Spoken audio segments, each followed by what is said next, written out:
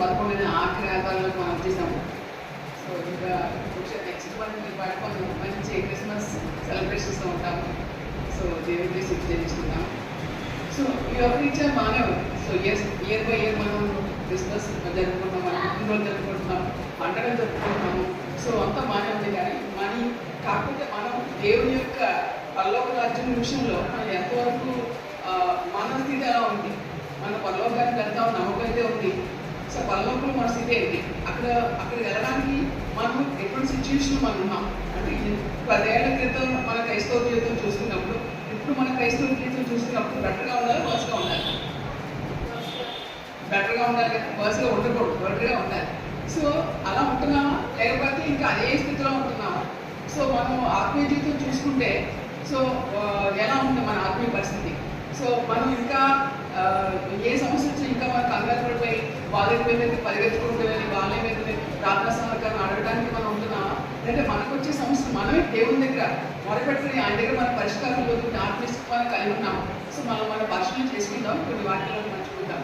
So మొత్తం 20 అధ్యాయం చూసుకుంటే దేశంలో చెప్తాను ఏమని, పరలోక రాజ్యం ఒక ఇంటి యజమాని పోలి. ఎలా ఉందని పరలోక రాజ్యం ఒక ఇంటి యజమాని. సో ఇంటి యజమానికి ఒక మంచి ద్రాక్ష తోట ఉంది. ఆ యజమాని పొద్దున్నే బయలుదేరాడు. సో కొంతమంది మీకు తెలిసిన ఉదయం కొత్త రోడ్డు కానీ ఇంకా దగ్గర కానీ వెళ్తే అక్కడ పని వాళ్ళు వచ్చి ఉంటారు. ఎవరైనా వచ్చి వాళ్ళు పని తీసుకెళ్తే వాళ్ళు ఆ పనికి వెళ్ళి ఆ పని చేస్తే పూలు తీసుకుని వాళ్ళు వెళ్ళిపోతూ ఉంటారు. ఇక్కడ కూడా ఈ యజమాని ఏం చేశాక ఉదయాన్నే బయలుదేరాడు. సో బయలుదేరి మరి అక్కడ పని వారితో దినములకు ఒక ధ్యానాలను చొప్పున, అంటే ఒక రోజుకి ఒక ధ్యానాలు ఎంత మీకు ఇస్తాము, మీరు నా యొక్క తోటలో పని చేస్తారా అంటే వాళ్ళు అది కూడా ఆ ఒడంబడిక చేసుకుంటారు. ఇదంతా మేము పని చేస్తాము, మాకు ఒక ధ్యానాలు ఇవ్వాలి.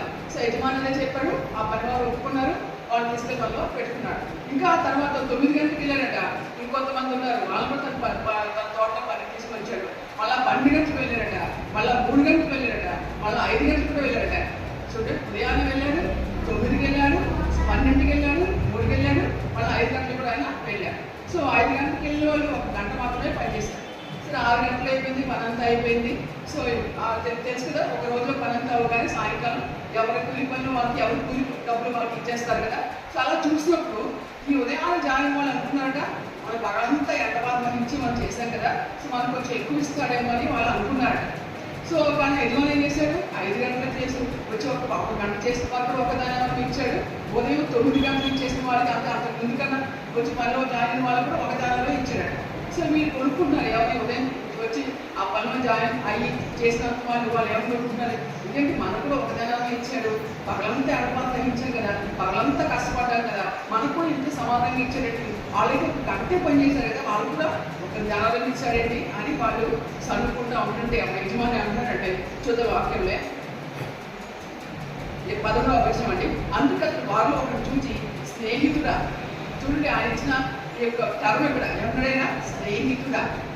నిజానికి వాళ్ళు ఎవరు, కూలి వాళ్ళు కదా, పని వాళ్ళు.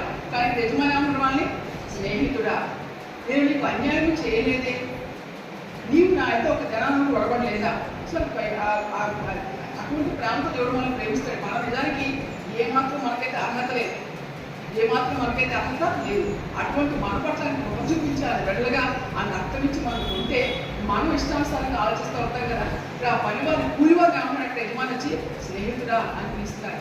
దేవుడి ప్రేమ ఎంత గొప్పదో చూడండి, ఆయన కనికరం ఎంత గొప్పదో చూడండి.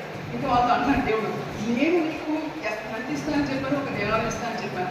నేను నా సొంత డబ్బుతో నా ఇష్ట ప్రకారం ఇస్తే అది కూడా నీకు కడుపు పంటగా ఉందా అనే యజమాని ఆ యొక్క పని వారితో మాట్లాడే ఉన్న సందర్భాలు మనం చూస్తాం. ఇక్కడ ఇక్కడ నాకు ఇష్టం వచ్చినట్లు నా సొంత సొమ్ముతో చేయడం న్యాయం కాదా?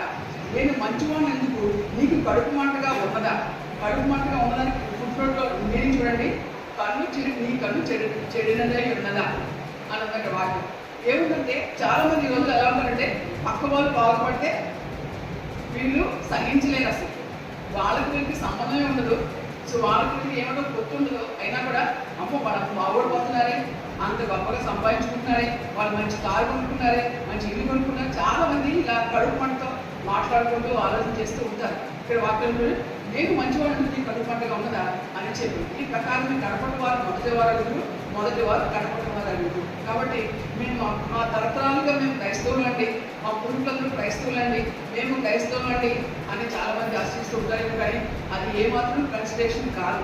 ఎలా ఉండాలి, మనం ఎంత జాగ్రత్తగా ఉండాలి, ఎంతగా దేవుళ్ళు ఉండాలి అది మనం పరిశీలన చేసుకోవాలి. కాబట్టి మనం కడపవారుగా ఉంటున్నామా, మొదటి వారుగా ఉంటున్నామా, మనం పరిశీలన చేసుకోవాలి. కాబట్టి ఏ స్థితిలో మనం ఉన్నా దేవుడితో నీ సంబంధం ఎలా ఉంది, దేవుడితో నువ్వు ఎంత సమయం గడుపుతున్నావు, ఆయనకి ఎటువంటి స్థానం నీ జీవితంలో ఇస్తున్నావు, అది చాలా ఇంపార్టెంట్. సో ప్రతి ఒక్కరు కూడా జీవితంలో పిలుస్తారు, కానీ వారు దేవుడితో వారి గడిపే సమయం కానీ దేవుడికి వారు ఇచ్చిన స్థానం కానీ చాలా ఇంపార్టెంట్. అటువంటి మంచి స్థానం దేవుడు మనకి జీవితంలో మనకి ఇచ్చినప్పుడు మనం ఎప్పుడు కూడా మొదటివాడిగా దేవుడు మనల్ని ఉంచుతాడు. మనం ఎప్పుడైనా కూడా మనకు మొదటివాడిగా దేవుడు ఉంచుతాడు. కాబట్టి ఈ విషయంలో మనం ఒకసారి ఆలోచించుకోవాలి, ఎలా మనం ఉంటున్నాం. సో దేవుడికి మా పూర్వీకులందరూ క్రైస్తవులే కదా, మా తాతలు మా ముత్తాతలు క్రైస్తవులే కదా, వాళ్ళు చాలా గొప్ప సేవ చేశారు కదా, ఆటోమేటిక్గా అది మాకు వచ్చేస్తుంది. వాళ్ళు ఏదో చూడండి వారసత్వంగా వచ్చారు. భక్తి ఎప్పుడు కూడా వారసత్వంగా రాదండి. మన స్కూల్లో పేరెంట్స్ వచ్చారు, మదర్ వాళ్ళ అబ్బాయి ఏం చదవట్లేదు, చదవకపోతే ఆ మదర్ వాళ్ళ దగ్గర గవర్నమెంట్ ఉద్యోగులు అంట. వాళ్ళు అంటున్నారు నాతో, మేడం గారు నేను గవర్నమెంట్ ఉద్యోగిని, మా ఆవిడైతే బీఈడి కూడా చదివింది, సో పీజీ కూడా చేసింది అని అంటే నాకు నేను గౌకిన ఊరుకోలేక అన్నాను. పేరెంట్స్ చదివితే ఆ చదువు పిల్లలకి ఆటోమేటిక్గా అయితే వచ్చేయండి అని అన్నాను. వాళ్ళు కొంచెం చెప్పబుచ్చుకుని అర్థమైంది మేడం గారు, కాకపోతే మాకు టైం ఉండట్లేదు అంటే చెప్పాను మేడం. స్కూల్లో చేయగలిగింది మేము చేస్తాము, ఇంట్లో చేయగలిగింది మేము చేయకపోతే పిల్లలు అభివృద్ధిగా జాగ్రత్తగా ఉంటుందండి అని నెమ్మదిగా వాళ్ళు కన్విన్స్ చేసి పంపారు. సో అలాగే ఈ భక్తిని కూడా మనకు వారసత్వం అయితే వచ్చేది. తల్లిదండ్రులు భక్తి పిల్లలకు ఆటోమేటిక్గా రాదు. ఎవరి సాధన వాళ్ళు చేసుకోవాల్సిందే, ఎవరి భక్తి జీవితం వాళ్ళు కొనసాగించవలసిందే. కాబట్టి ఈ రోజు ప్రార్థన చేస్తున్నాం కదా 2 గంటలు, రేపు రోజు మానేస్తే పర్వాలేదు అనుకోవడానికి లేదు. సో ఏ రోజు కావాలి మన భక్తి జీవితంలో మనం జాగ్రత్తగా దేవుడితో సమయం ఉండాలి. ఎందుకంటే సాధన అంటే ఎవరిని విలువ కానీ మంచి సింహం వలె ఎదురు చూస్తుంటే మనం చూస్తాం. కాబట్టి ఆ సాధన మనం చెందకుండా ఉండాలంటే మనం ఎప్పుడూ చాలా అలర్ట్గా చాలా అవేర్నెస్గా మనం కలిగి ఉండాలి. సో అలాగే ఇంకా ఈ సందర్భం మనం చూసాం కదా. సో నా తర్వాత యేసుప్రభువు వాళ్ళు చెప్తున్నారు ఏమని, నెక్స్ట్ 10 రోజులు చూసుకుంటే ఏ సెక్షన్ వెళ్ళినప్పుడు ఆయన 12 శిష్యులు ఏకాంతంగా తీసుకుని మార్గములు వారు చూడండి, యేసుప్రభువు వారు 12 మంది ఏకాంతంగా తీసుకుని వెళ్ళి వాళ్ళతో మార్గాన్ని మాట చెప్తున్నాడు. ఏమని, మన ఎస్ఎం పెంచున్నాము, అక్కడ మనుషు కుమారుడు మరి ప్రధాన యాజకుడికి శాస్త్రం అప్పగించబడతాడు, అప్పుడు ఆ ప్రధాన యాజకుడికి శాస్త్రం నాకు మనశిక్షణ తీస్తారు, మరి అక్కడ నన్ను కొరదాలు కొడతారు, ఇంకా సిలువ వేస్తారు, మరి 3వ దినం నేను లెగిస్తాను అని చెప్పి యేసుప్రభువు తనకు సంభవింపేది అంతా కూడా వాళ్ళకి చెప్తా ఉన్నారు. ఎవరికి, ఆ 12 మంది శిష్యులకి ఏకాంతంగా తీసుకుని చెప్పినట్టు వాక్యాలు మనం చూస్తాం కదా. సో ఇలా జరిగినప్పుడు మనకి 12 మంది ఇద్దరు ఉన్నారు. సో యాకోబు యోహాను ఎవరంటే జబదయి కుమారులు. వాళ్ళు ఎక్కడ ఉన్నారంటే మీకు చూపిస్తారు చూడండి. సో మత్తయి 4వ అధ్యాయంలో 20 నుంచి చదువుతున్నటువంటి, నేను మనుషులు పెట్టి జాగ్రత్తగా చేతులని వారితో చెప్పిన వారు తమ వల్ల విడిచిపెట్టి ఆయన వెంబడించి ఆయన అక్కడి నుండి వెళ్ళి జబదయి కుమారుడైన యాకోబు అతని సహోదరు యోహాను అని మన ఇద్దరు సహోదరులు తమ తండ్రిని జబదయి యొక్క దూరంలో తమ వాళ్ళు బాగు చేసుకుంటుండగా వారిని పిలిచారు. యేసుప్రభువు ముందెవరు పిలిచారు, ఇక్కడ సిమోను పిలిచారు, తర్వాత సహోదరు అందరిని పిలిచారు. ఆ తర్వాత ఇక్కడ జబదయి కుమారుడు యాకోబు యోహాను కూడా వారి బల్ల కలుపుకుంటూ ఉంటే అక్కడ వెళ్ళి యేసుప్రభువు ఏం చెప్పారంటే నన్ను వెంబడించండి అని చెప్పినప్పుడు వాళ్ళ తండ్రిని జబదయి దగ్గర నుంచి విడిచిపెట్టి యేసుప్రభువు దగ్గర ఆయన వెంబడించడం ఇక్కడ మన వాక్యంలో చూస్తున్నారు చూడండి. 20లో ఆయన అక్కడి నుండి వెళ్ళి జబదయి కూడా యాకోబు అతని సహోదరుడు యోహాను అని మన ఇద్దరు సహోదరులు తమ తండ్రిని జబదయి యొక్క దోణులో తమ వాళ్ళు బాగు చేసుకుంటుండగా చూచి వారిని పిలిచారు. వెంటనే వారు తమ దోణులు తమ తండ్రిని విడిచిపెట్టి, వాళ్ళ దోణులు విడిచిపెట్టారు, తండ్రిని కూడా విడిచిపెట్టి ఆయనను వెంబడించి. ఈ జబదయి కుమారులు తల్లి తండ్రి ఇద్దరిని అంటే తండ్రిని విడిచిపెట్టారు, దోణులు విడిచిపెట్టేశారు, వాళ్ళని విడిచిపెట్టేసి యేసుప్రభువు వెంబడించుకొని కానీ ఇంకా ఆ రోజు నుంచి యేసుప్రభువు వాళ్ళు ఉంటా ఉన్నారు. ఈ 12 శిష్యులు వీళ్ళిద్దరు కూడా ఒక మెంబర్స్ అనమాట. ఈ ఏకాంతంతో యేసుప్రభువు చెప్పినప్పుడు వాళ్ళు కూడా ఆ యేసుప్రభువు చెప్పిన మాటలు వాళ్ళు విన్నారు. సో ఇంతవరకు బాగానే ఉంది కదా. కానీ నెక్స్ట్ సమయంలో మనం చూడండి. సో 20 వచ్చారు. అప్పుడు జబదయి కుమారుని తల్లి తన కుమారుతో ఆయన ఎందుకు వచ్చి, బహుశా మీ ఇంటికి వెళ్ళి తల్లి చెప్పుకుంటారేమో యేసుప్రభువు చనిపోతారట, 3వ దినం లెగుస్తారట అని వాళ్ళు చెప్పుకుంటారేమో. అప్పుడు తల్లి ఏం చేస్తుంది, తన ఇద్దరు కుమారుని ఎక్కడికి వచ్చి సహజంగా ఏం చేస్తారు, తల్లి కానీ మంచి పొజిషన్లో మా బిడ్డలో ఉండాలి, సో వాళ్ళు ఎప్పుడు స్థానంలో ఉండాలి, ఏదైనా స్కూల్ అనుకోండి క్లాస్ ఫస్ట్లో మా పిల్లలు ఉండాలి అనుకుంటారు, కాలేజ్ అనుకోండి క్లాస్ ఫస్ట్లో మా పిల్లలు ఉండాలి, మరి ఇన్స్టిట్యూషన్ అనుకోండి ఇన్స్టిట్యూషన్ హెడ్గా మా పిల్లలు ఉండాలని అనుకుంటారు తల్లిదండ్రులు. అలాగే ఇల్లు కూడా ఏమొస్తుందంటే కేసీ దగ్గరికి వచ్చి నమస్కారం చేసి ఒక మనవి చేయబోగా వచ్చి ఆవిడ ఎవరో కూడా జబరే కుమార్ అంటే ఆ తల్లి యాకోబు తల్లి నుంచి వారిద్దరిని ఎంటబడుకుని యేసుప్రభు దగ్గరికి వచ్చి మాట్లాడుతుంది. యేసుప్రభు ఎవరు చెప్పారు పరలోకానికి వెళ్ళిపోతుంది అంటే నేను చనిపోతాను మన శిక్షణ ఇస్తాను 3 రోజులు కదా నెక్స్ట్ తన శిష్యులు చెప్పారు. కానీ కుమారులు తల్లికి చెప్పుకుంటారు. బహుశా అందుకు ఆవిడ తన ఇద్దరు కుమార్తె కూడా వచ్చి యేసుప్రభుతో అంటుంది, నీవేమి కోరుచున్నావని ఆయన అడిగారు. అందుకు ఆమె, నీ రాజ్యమందు ఈ నా ఇద్దరు కుమారులు ఒకడు నీ కుడివైపులను ఒకటి ఎడమ వైపులను కూర్చుని సెలవేమని ఆయనతో అని. అసలు యేసుప్రభు చనిపోతున్నారు మనసు చూపిస్తున్నారు అన్న ఫీలింగ్ కానీ బాధ కానీ లేకుండా ఏమంటున్నాడా, నువ్వు పరలోక రాజ్యంలో ప్రభా నీ యొక్క కుడివైపున కొడుకుని ఎడమవైపు కొడుకుని కూర్చొని పెట్టడానికి నాకు సెలవేమని చెప్పి ఆవిడ అడుగుతున్నాడు. అంటే ఎంతమంది మనం కూడా గ్రహింపులాగా ఉంటాం. మన జీవితం ఎందుకు జీవిస్తున్నాము, దేవుడి ప్రణాళిక మన జీవితంలో ఏంటి, ఆ దేవుడి ప్రణాళిక చెప్పి నేను ఎంతవరకు ఉంటున్నాను అన్నది పక్కన పెట్టి ఇంకేదో ఆలోచించుకుంటూ ఉంటారు చాలా మంది. కాబట్టి మన ఈ రోజు మన అలవాటు అవ్వాలి. ఎలాగంటే అసలు దేవుడు చెప్తున్న ఏంటి నా జీవితంలో, నా యొక్క జీవితం పట్ల దేవుడి ప్రణాళిక ఏంటి, ఆ ప్రణాళిక నేను ఉన్నానా లేదా అని మనం గమనించుకుని ముందుకు వెళ్ళాల్సిన అవసరం చాలా ఉంది. నుంచి అడుగుతుంటే వేసుకోవాలి అంటాడు.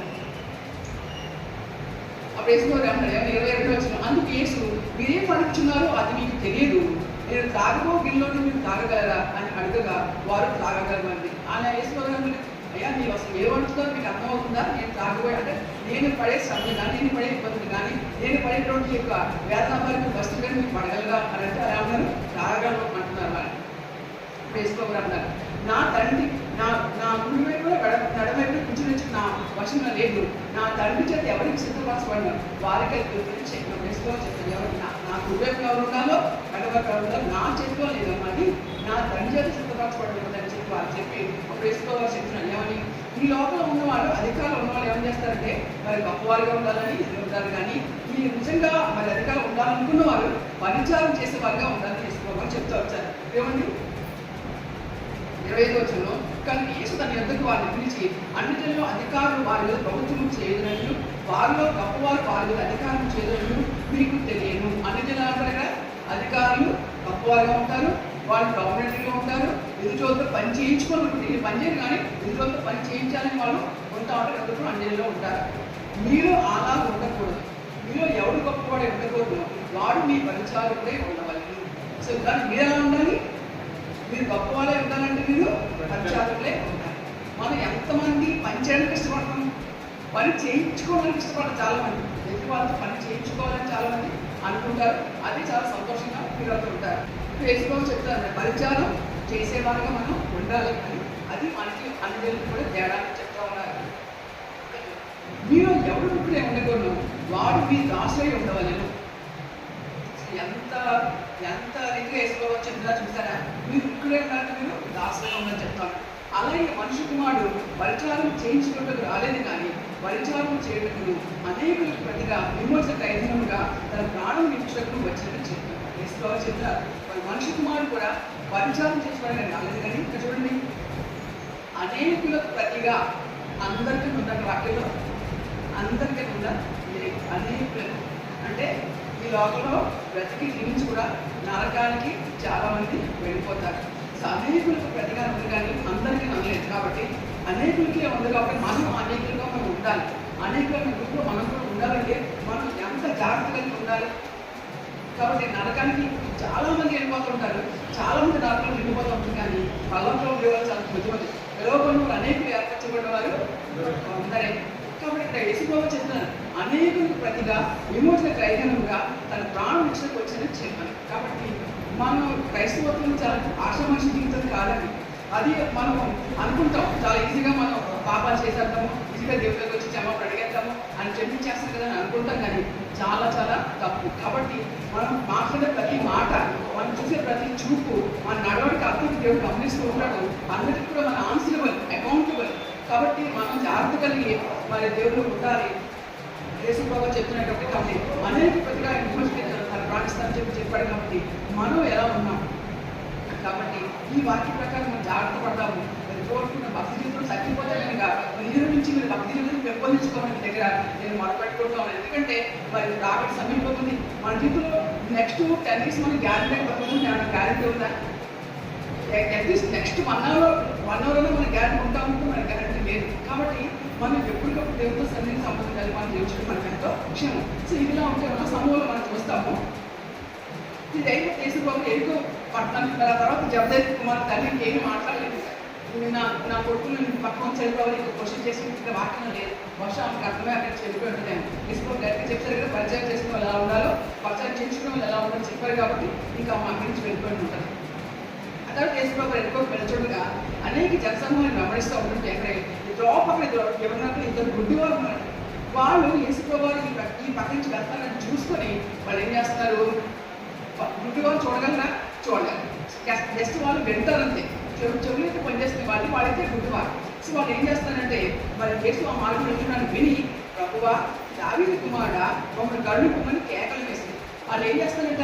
ప్రభువా మమ్మల్ని కరుణించు అని కేకలు వేస్తూ ఉన్నారు. జస్ట్ వాళ్ళు విన్నారు, యేసు ప్రభు వెళ్తారని చెప్పి విన్నారు. విని దావీదు కుమారుడా మమ్మల్ని కరుణించని కేకలు వేస్తూ ఉన్నారట. చూడండి ఇక్కడ వార్తలు చూస్తే, ఓరకుండని జనులు వారు గర్దించదు కానీ ఆ పక్కన జనులందరూ ఎందుకట్లా అరుస్తారు? బాబు అనుకుంటుందా మీరు అని వాళ్ళు గర్దించారట. Just be quiet, keep quiet అని వాళ్ళు ఆ గుడ్డివారిని వాళ్ళు చూడండి, వాళ్ళు పుస్తకులు గుడ్డివారు అయినప్పుడు కూడా వాళ్ళు గర్తించినప్పుడు కూడా వాళ్ళు ఏం చేస్తారంటే వాళ్ళు ప్రభువా దావీదు కుమారుడా మమ్మల్ని కరుణించమని మరి దగ్గరగా కేకలు వేస్తారు. హల్లెలూయా. వాళ్ళు అవుతున్నారా? గర్దిస్తుంటే వాళ్ళు అవుతున్నారా?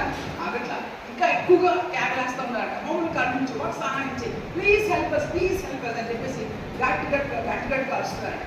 కాబట్టి మనకి సమస్య వచ్చినప్పుడు మనం అటు ఇటు పరిగెత్తుకుని అంటాం కాదు, కానీ దేవుడి పదాల దగ్గరికి వెళ్ళి మీరు గదిలోకి వెళ్ళి మీరు మోకరించి ప్రభువా నాకు ఈ సమస్య ఉంది, నాకు సహాయం చేసి కన్నీరు కాల్చి ప్రార్థించినప్పుడు దేవుడు తప్పక మీకు సహాయం చేస్తారు. కాబట్టి చాలా మంది కూడా మాకు ఆఫీసర్ చేసండి, ఈ ఆఫీసర్ చేసండి, వాళ్ళు వెళ్తే మాకు సహాయం మాదిరి పరిగెత్తుకెళ్తారండి. అక్కడికి మీకు పరిగెత్తుకుని వెళ్ళదు, దేవుడు వెళ్ళి వెళ్ళాలి, ఆయన అడగండి, ఆయన మీకు సహాయం చేస్తారు.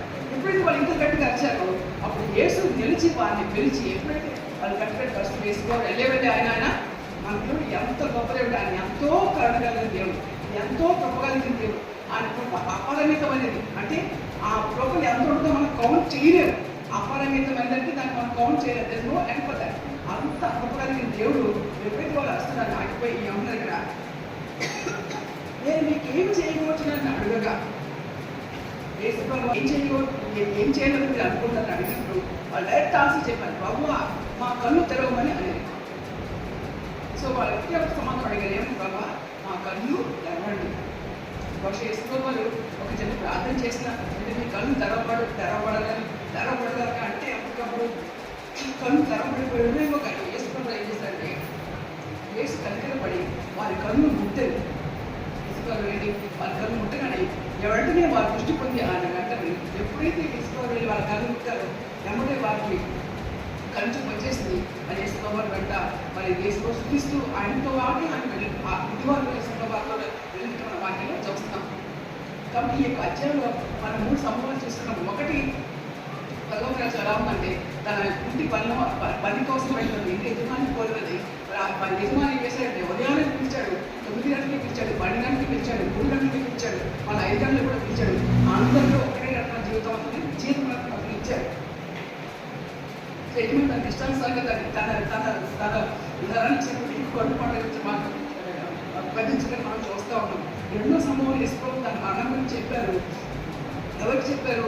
ఆ 12 మనుషులకి ఏకాంతంగా చెప్పారు. చెప్పినప్పుడు బహుశా జబదయి కుమారులు వెళ్ళి వాళ్ళ తల్లిగారు చెప్పుకుంటారు. ఆ తల్లి వచ్చి ఏం చెప్తుంటారా? ప్రభువా ఈ రాజ్యం వచ్చినప్పుడు ఈ గురువైన మొక్కల్ని ఎడవైపు మొక్కల్ని ఉంచినమని అడుగుతున్నప్పుడు ఆమె ఏం చెప్పారు? యేసుప్రభువు నా గురువైపు ఎడవైపు కూర్చుని నా వర్షంలో లేదు, నా తల్లి వర్షంలో ఉందని చెప్పి యేసుప్రభువుకి తండ్రి ఎంత ఘనత ఇచ్చినప్పటికీ కూడా, తండ్రి అంత లిబర్టీ ఇచ్చినప్పటికీ కూడా ఆయన ఎప్పుడు కూడా తన సొంత చిత్తాన్ని చేయడానికి ఆయన చూడలేదు. కానీ ఆయన ఎప్పుడు తన తండ్రి ఇష్ట ప్రకారంగా మాట్లాడుతున్నానా, తన తండ్రి చిత్తంలో చేస్తున్నానా అని గమనించుకుంటూనే చేశారు ఆయన. మనం కూడా ఒక మాట మాట్లాడాలన్నా లేదా ఒక చూపు చూడాలన్నా కూడా మనం కూడా నిజంగా నా దేవుడికి ఇష్టమా, నా దేవుడి దృష్టిలోకి ఇష్టమా అని మనం పరిశీలన మనం చేసుకున్నప్పుడు మనం ఏదో చేయడానికి సాహసించాం. కాబట్టి అది చిన్న నుంచి పెట్టడానికి నేర్పాలి తల్లిదండ్రులు కూడా. కాబట్టి అలా ఉంటే కనుక వాళ్ళు దేవుని చిత్తంలో ఉంటారు, దేవుడు పాత్రలో ఉంటారు, వాళ్ళందరూ చక్కగా వాళ్ళ ప్రజల వాళ్ళు వెళ్తారు. ఇదే మనం యేసుప్రభువు నుంచి మనకి ఆచరించి ఇంకా మాట్లాడతారు. యోహాను 15వ అధ్యాయం. సో 7 నుంచి 12 ఏమన్నా ఇస్తే తీయండి. యోహాను 15వ అధ్యాయం 7 నుంచి 12 ఏమన్నా చదవండి.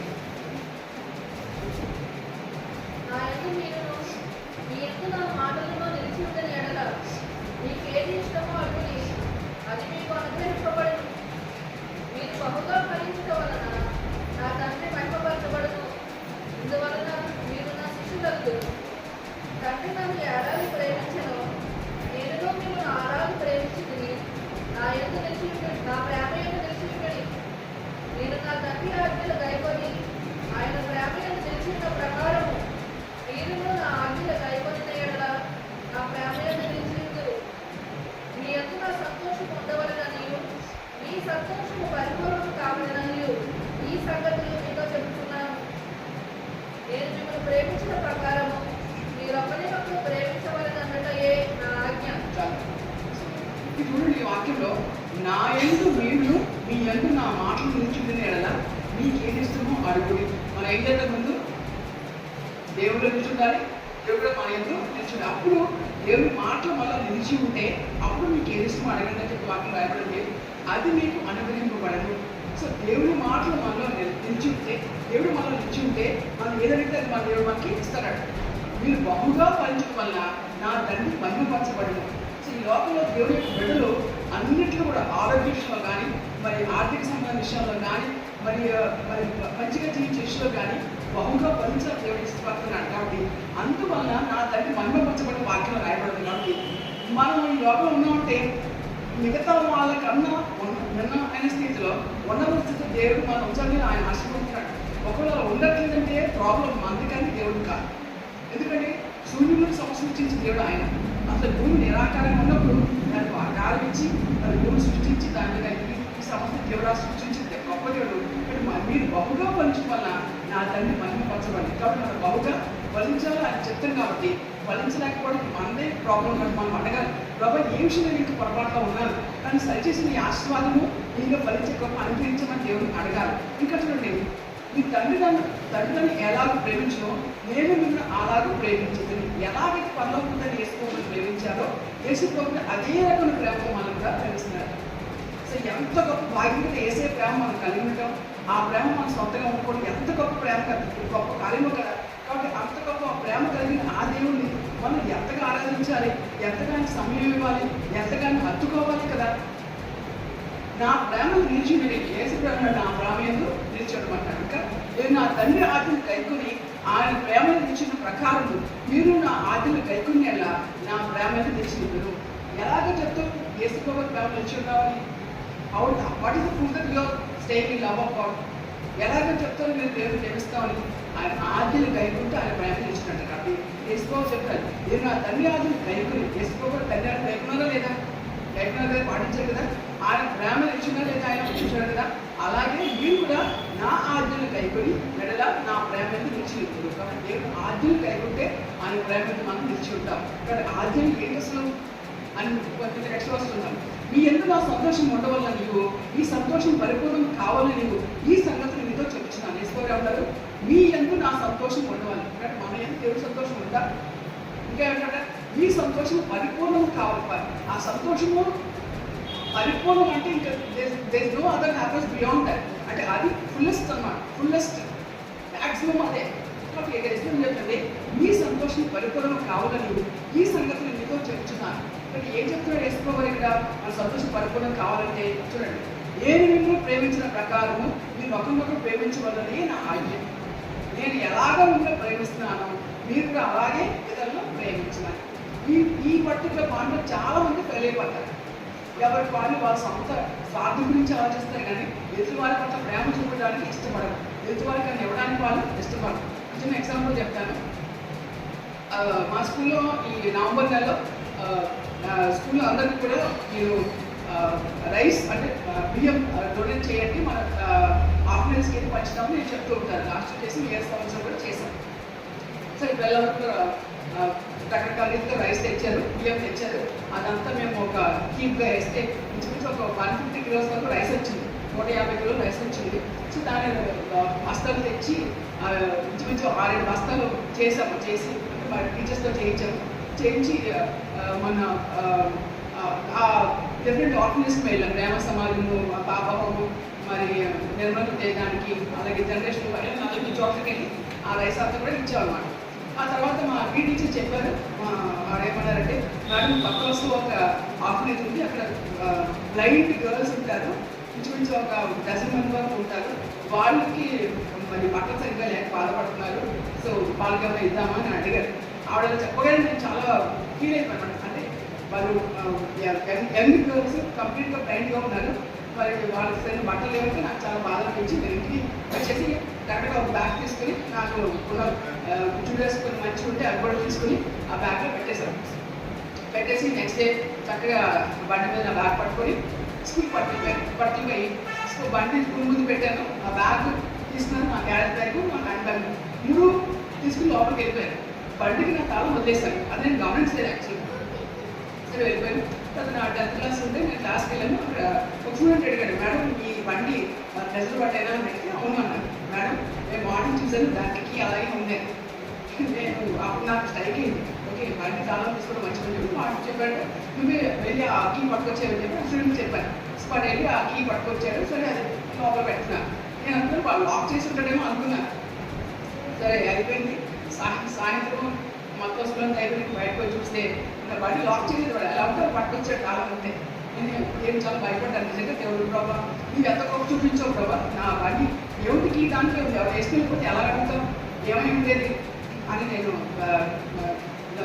నా యొక్క అంటే మర్చిపోలేని చెప్పి నేను అనుకుని తర్వాత దేవుడు చూపించాను. ప్రభావ నువ్వు ఎంత గొప్ప చూపించావు అని ఏది పోకుండా నువ్వు కాపాడవు ప్రభావ దేవుడు చూపించాను. కొత్తలు మనం చిన్న ఇందులో మనం మర్చిపోతూ ఉంటాం, కానీ దేవుడు నిజంగా ఎంతగా మనల్ని కాపాడతారు కదా. కాబట్టి మన ఇతరులను ప్రేమించినప్పుడు ఆయన గొప్పకారం మన పట్ల చేస్తారు. కాబట్టి మీకు కూడా దానిలో ఎంతోమంది ఇతరులకు సహాయం చేయండి, ఆయన గొప్పకారం మీ పట్ల కూడా చేస్తారు. దీనికి సంబంధించిన వాక్యం మనం చూద్దాము. మన కీర్తనలో చదివాం కదా, 41వ కీర్తనలో వేదన కటాక్షించుకోవడం ధనుడు అపకారం యెహోవాని తప్పించడం.